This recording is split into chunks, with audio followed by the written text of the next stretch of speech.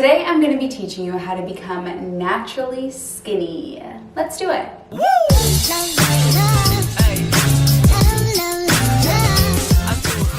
Hello my honeys, it's Emmie. If you're new to the channel, welcome. My name is Emmie. I'm a nutritionist and the creator of the Starch program, where you work with me as well as a mindset coach and a nutrition coach to lose weight on a plant-based diet. If you want to do that, go to healthymie.org or just click the link in the down bar. You know those people that seem to just eat whatever they want and they don't gain weight? My brother is one of those people. He's like 1,000,000 feet tall and he's this big. Yeah, can't relate. I am not one of those people. I am standing at almost 5'6", 5'5.5", but I round up. And I'm surrounded by the rest of my family. Everybody's like 1,000,000,000 feet tall. Well, let me explain what's going on with these people, and let me explain how you can become one of these people. How to become naturally skinny. First, let's explain what's going on with these crazy naturally skinny people like my brother. I'm gonna show you two stomachs. Here's the stomach of the naturally skinny person. I've said it once, and I'll say it again.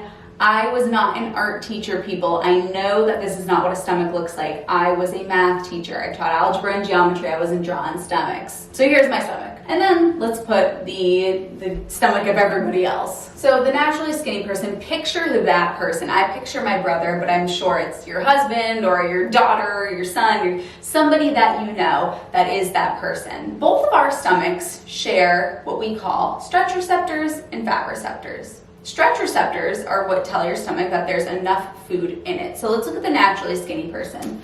They've got some stretch receptors that are lining their stomach that tell them that they've had enough food. And guess what? We have those too. We have about the same amount as those gifted people. So that doesn't make them any superior to us. Now let's talk about the fat receptors. The naturally skinny person, they have got fat receptors up the wazoo. And then everybody else, we got some fat receptors, but we don't have as many as the naturally skinny person. So what does this mean? Well, let's take a meal that's very high in fat. Let's take some chips and guac, for example, and let's share a bowl of chips and guac with the naturally skinny person. So we've got our chips. Well, this is not that bad of a drawing. I'm like actually kind of impressed. And then this is where it's gonna get bad, is where I have to draw the guac. And then we have a little bit of guac in here too. Honestly, this is really not bad. I mean, not my best work, not my worst. So this is, how does one draw guac? I don't know what I'm doing here. There's the chips, and there's the guac. So the naturally skinny person, they have their chips and guac. They have some chips, and they have some guac, and their fat receptors, they sense all the fat that's in that, and they say, okay, that is enough. They literally have 3 chips and 3 little tiny servings of guac, and they're like, I'm stuffed. And that's because their fat receptors are like, whoa man, there is a lot going on here. So they're getting all this feedback from their fat receptors. Then we've got everybody else. So we have the same amount of chips and guac. We have 3 chips and we have a little bit of guac, and our fat receptors are saying things, but we only have 3 of them, and that's not an actual number. That's not accurate.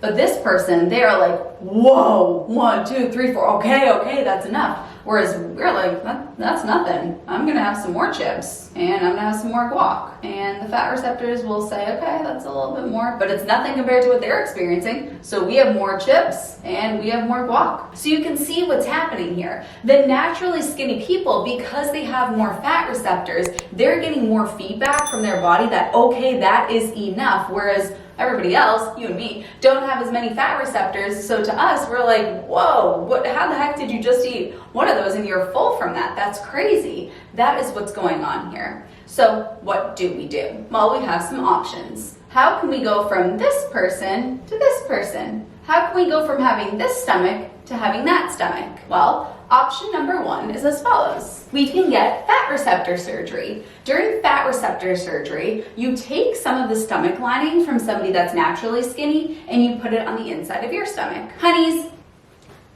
fat receptor surgery, really, this doesn't exist. I completely made that up. There's no such thing as fat receptor surgery. That is not an option for us. Gotcha. So we can't do that. Okay, well, I have another option for you. Here's option number 2. Option number 2 is to go to the Chinese restaurant with them like they did in Freaky Friday, and then you can swap bodies. So with this option, you can actually be the other person. You're not even going to be yourself anymore. You can be them. Honeys, clearly that is not an option as well. Here is the reality. The reality is that you are not that person. You are not the person that has the fat receptors here. And that's that. That is something that we have to live with. But it does not mean that you are going to be overweight and the naturally skinny person is going to be naturally skinny for the rest of both of your lives. This is not the case. We have a third option here. And it involves you staying as you, not going to the Chinese restaurant with Jamie Lee Curtis and Lindsay Lohan and doing the Freaky Friday thing, not getting fat receptor surgery or inventing it. You can stay you, keep the stomach that you have, and still experience this, where you're having not too many calories and saying, oh, I've had enough. Let me show you how we do it. So we are going to take your perfectly good stomach. We don't need to alter it in any way. It is perfect just the way it is, even though it doesn't have as many fat receptors as the naturally skinny person. We're going to take your perfectly good stomach and we're going to change what goes into your stomach. And I have 2 examples here. So both of these are your stomachs. I know they are not even, just pretend that they're even. And let's say that you keep eating chips and guac. So you fill up your whole stomach with chips and guac. If you fill up your entire stomach with chips and guac, then you might eat 2,000 calories worth of chips and guac. Well, we still want to fill up your stomach, but we don't want to fill it up with 2,000 calories. That's too many. So what can we do here? Well, why don't we just switch the chips and guac to something that's naturally lowering calories? What if we switch it to fruits and veg? Oh, okay. Well, if I fill up my stomach with just fruits and vegetables, I could fill up my stomach with 400 calories. And if I do that, a few things happen. Well, first and foremost, I eat to satiety. That's awesome. The second thing that I do is I don't count calories. And the third thing that I do is I lose or maintain weight. So I'm going to write healthy body weight. Wait a minute. These are the 3 principles of a naturally skinny person. A naturally skinny person, they eat to satiety, they don't count calories, and they're at a healthy body weight. Those are the outcomes that we're looking for here. Oftentimes when we think about naturally skinny people, we aren't thinking about the outcomes here. They're at a healthy body weight, they're not counting calories, they're eating to satiety, this is a great way to live. Oftentimes all we think about is the chips and the guac. We say, I want to eat chips and guac, I want to eat a cookie, I want to eat cupcakes, and I want to stay naturally skinny. That's not the reality that we have in front of us. And that is okay. Just because we need to eat different foods from the person that has all the fat receptors in their stomach, that doesn't mean that we are any less or we are any less successful. In fact, it actually promotes a very healthy lifestyle for us because our diet is going to be abundant in foods that are nutrient dense, that ward off cancers, that prevent heart attack and stroke, and they keep us limber, they keep our skin looking great, they keep us youthful. So really, we have a great deal here. We get to eat to satiety, we don't have to count calories, we're at a healthy body weight, and we're eating foods that are promoting longevity, health, and attractiveness. That's awesome. The person that gets to eat a cupcake and they get to eat a cookie, that's great for them, and it's awesome that they get to maintain body weight, but they're not eating foods that are going to keep them from having diseases of dietary excess. So we get that added bonus too that that person doesn't get. Now let's talk a little bit more about these principles, because I think that a lot of people want to